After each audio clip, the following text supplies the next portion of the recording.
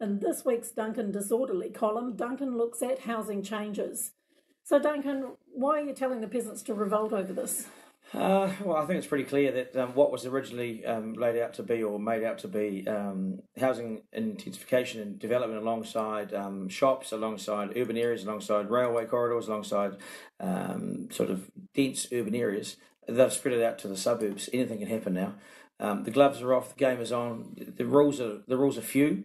And for instance, you could have a 7 metre. It's the equivalent of a 7 metre fence, 1 metre in from your boundary fence. People have no idea what's coming. If, of course, it takes off in the suburbs. There are developers already starting to do this now, moving houses and doing this. Is this just NIMBYism? I don't want it to happen in my street. No, I don't think it is because everyone was on board with it to go down the corridors, and that's where the need the intensification. That's where the transport routes are. That's where the activity is. Suburbs to suburbs. As some developers, as some town planners have told me of decades experience, this will change Auckland, especially Auckland, for good, and not in a good way. Who wants to have sky rises next to their houses and then have no sun in your backyard? I mean, this will change people's aspect and standard of living and property values when it can be avoided. So one of the big issues that I see is they don't have to provide car parks, and so you're getting everyone parking in the street because people still need a car. That's a joke. So what's going to happen is because some of these places are close enough to transport routes, so you won't need to provide for parking.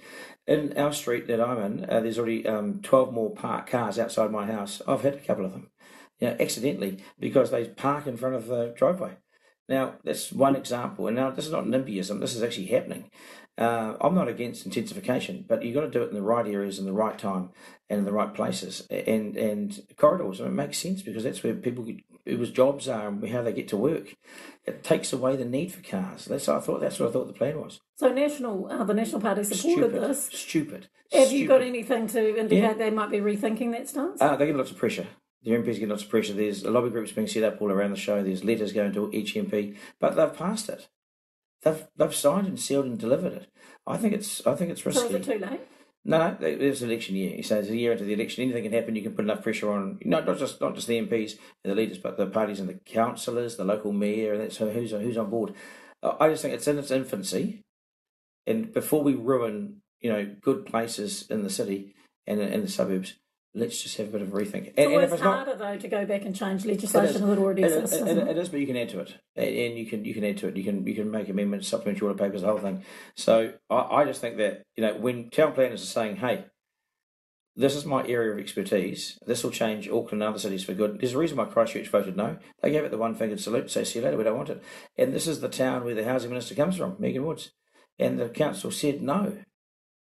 And where's the Auckland leadership on this? I know he rushed to get houses. It may not even change the nature of when it comes to the numbers of houses, really, but it might just ruin a number of suburbs.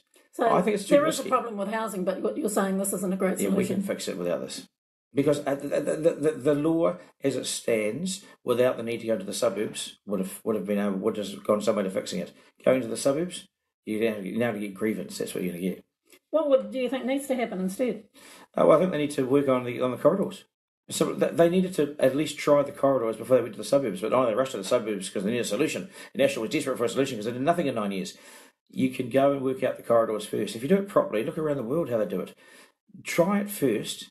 If that fails, then go into the suburbs. Why wouldn't you do that? Do you think it's more of an Auckland problem than anywhere else? I do, yeah. Although Wellington also, I'm just talking to a number of people in Upper Hutt this morning and Lower Hutt. It's happening there too. And you remember the desire to make the houses fantastic isn't there. I mean, the developers, they go in, they build them, and they move on to the next suburb. It's not their problem. It's not their problem that there are 20 cars in front of the cafe, 20 men in front of the house. It's not their problem. They move on. They stick to the rules.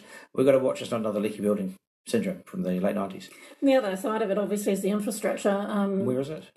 Keeping up pace with it, isn't it? Can the wastewater cope with 100 houses, not 50 in the street? And if every street has 100 houses, well, how's the infrastructure looking underneath the horizontal, underneath the ground? How's the wastewater pipes looking? They're already 100 years old. Can they cope? No. Where's the parking? Not there. Where's the width of the roads? Not there. So really, you needed to have all that in place before you allowed the changes. It's sort of cart about horse. Of course it does. Imagine having three-story, three-bedroom places. That's potentially 3 cars per unit, 9 cars. per unit. Now you do it the next door because they get pissed off because they can't find it. They can't find their son anymore, so they put a place up. The other ones get peeved off, so they can't find it. Everyone goes up like a domino effect. You've suddenly got 72 cars, no parks, in a street no one can get down.